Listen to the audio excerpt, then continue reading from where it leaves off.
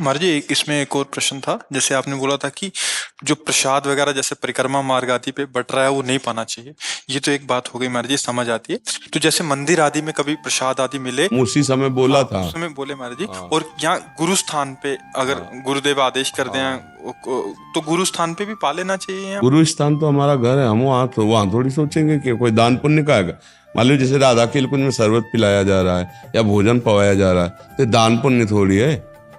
हमारे गुरु का जैसे हमारे घर में सब कुछ ऐसे यही है, सब कुछ हम ये बैठ के खूब पाएंगे और खूब नाचेंगे खूब गाएंगे। हम कोई दान पुण्य का पा रहे हैं क्या? अपने बाप का पाना कोई दान पुण्य का पाना है क्या? तो अपने गुरु के यहाँ पाना कोई दान पुण्य का पाना है क्या? अच्छा, गुरु का यहाँ है तो वहां भी तो सब गुरु का है।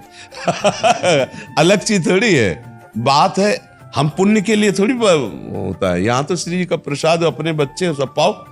अब जैसे गुरु घर दरबार है, इष्ट दरबार भी दूसरे का थोड़ी है।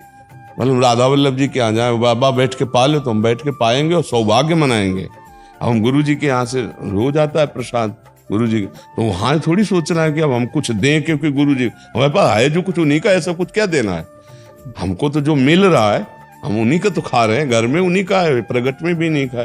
तो गुरु दरबार में तो ऐसा नहीं सोचना चाहिए। महाराज जी, एक चीज हो रही है, जैसे परिक्रमा मार्ग पे जा रहे हैं तो वो जबरदस्ती ऐसा हमारे पास आया तो कि जबरदस्ती करते हैं, ये भी तो प्रसाद है, श्री जी का प्रसाद है। हाँ हाँ, तो बस हाथ जोड़ो निकलते रहो। बस तुम्हें कोई गले से बांध कर जबरदस्ती मुंह में तो डालेंगे नहीं।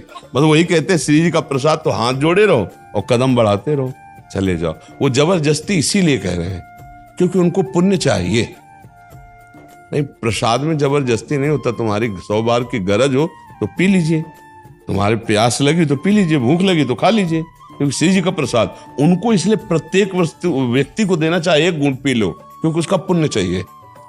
तो विशेष पर्वों में जैसे अक्षय तृतीया कहा था, आज शरबत मत पीना रे, कोई भंडारा कहीं मत पाना, उपवास करना, 1 बार पाना। वो इसीलिए कह रहे थे कि लोग जो पुण्य भाव से लेते हैं। अब आप आए हो आनंद लेने के लिए वृंदावन, तो आप अपने पुण्य बचाओ, पुण्य नष्ट काहे को करो दूसरे का लेके। इसमें जैसे कई बार ऐसा होता है कि सत्संग में सुना कि ये वस्तु नहीं खानी पानी चाहिए, जैसे चाय के लिए भी एक बार आपने वर्जित किया था, तो आपका आदेश समझ के उसको छोड़ दिया जी। तो अब यहाँ आए तो यहाँ चाय का प्रसाद मिल रहा है। हाँ, पा लेना चाहिए, उसमें नहीं छोड़।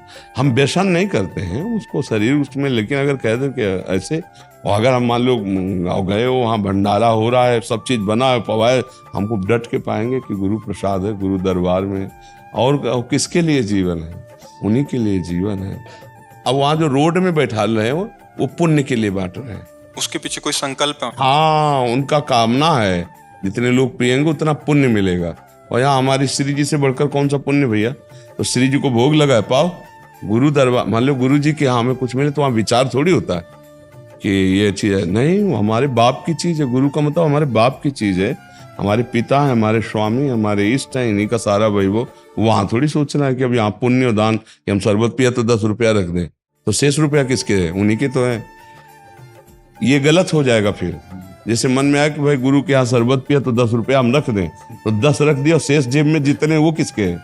वो भी तो उन्हीं के है। तो बस भी जब हमें सेवा की आज्ञा होगी तो हम कर देंगे, नहीं तो हम खाएंगे पिएंगे, प्रणाम है, नमस्कार, आपके हैं, बस खत्म के।